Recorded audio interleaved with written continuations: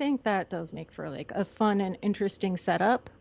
Yeah, it's almost murder mystery like kind of setup, which is a good like I like when literary writers use elements of the kind of what we would call pop or blur that line a little bit. Like use that murder mystery structure to set up intrigue while still doing the kind of high-minded literary thing. I think that's a good technique, and no doubt Baldwin understood that. Like, sure, he like I said, I know he was friends with like Chester Himes and all that. Like, no doubt he was reading those guys growing up and like liked it, like loved it. You know, those are just some of those books are just you just can't Oh resist yeah. because they're just good murder mystery type thing. But it's also much more mysterious because we don't even know what Giovanni has done at this Right. point, right? Like we Yeah. don't know what crime he's committed. We just know that he's done something that's big enough to get him executed. So it's interesting to me because it teases the fact like, okay, we know that Giovanni is going to die. It's James Baldwin, so I don't expect some like heroic swooping in and saving him at the end. Right. Or because I guess also because it's literary, I don't expect that really.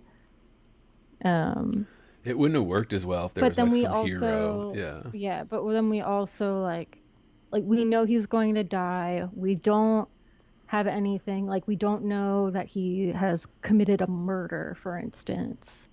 So it doesn't have that same kind of tension of like a murder mystery where you're going into it thinking like, oh, well, who are we exploring as a suspect, right?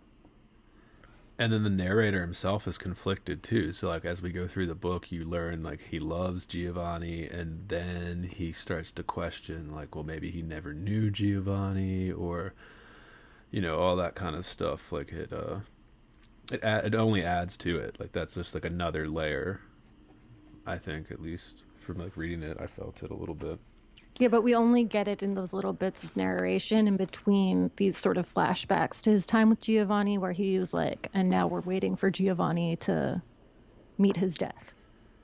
Over and over again, we sort of get that without any, that's all I say. Like, I can't decide, other than the sort of back and forth between present and past that it helps to create. I'm not sure what knowing Giovanni is going to die actually does for me in terms Right. of entertainment. Like, I don't know that it heightens it.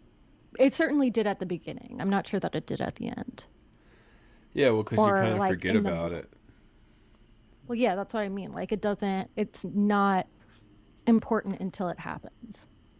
Or it's only important in terms of the reflection that happens. So maybe that's what it's actually doing. It's that reflection piece that's really important there in the bits of narration in between these flashbacks to his time with Giovanni.